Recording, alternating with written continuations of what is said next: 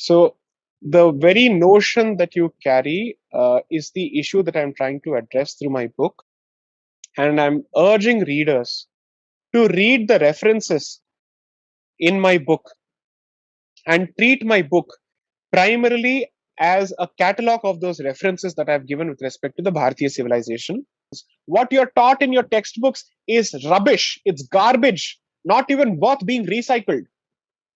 I'm sorry, that's the problem with the history textbooks today, because it teaches you that you're a defeated society.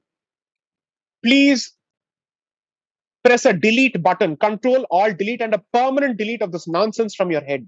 Read proper books. Read the works of R.C. Majumdar. I keep repeating these names over and over again. Read the works of Jadunath Sarkar. Read the words of Harbila Sarda. Read the works of G.C. Pandey. Read the works of contemporary scholars like Meenakshi Jain, Dr. Meenakshi Jain, or Sitaram Goel, who's written on the Hindu resistance.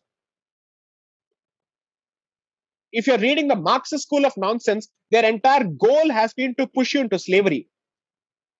Don't read literature written by, I'm sorry to say, Irfan Habib or Rovilar Thapar or R.S. Sharma.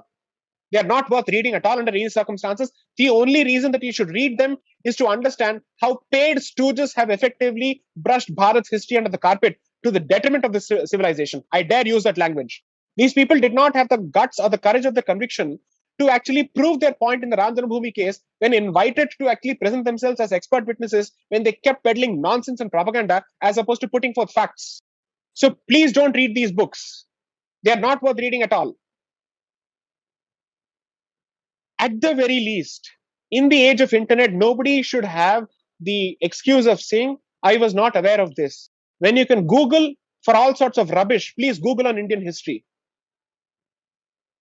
Most of the literature is available on archive.org free of charge. The bulk of the literature, at least 30% of the references that I've referred to in my book, we downloaded it from archive.org. Please read them. When I say this equally of the history of the North and the South, because there is no such thing as the North and the South. Bharat has behaved as one. So please negate this nonsense from your head. Remove this rubbish from your head. This question has opened the floodgates, and that's precisely the rogue that I'm trying to cure through the book.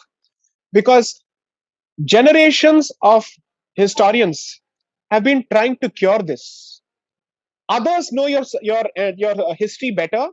Others know your language better.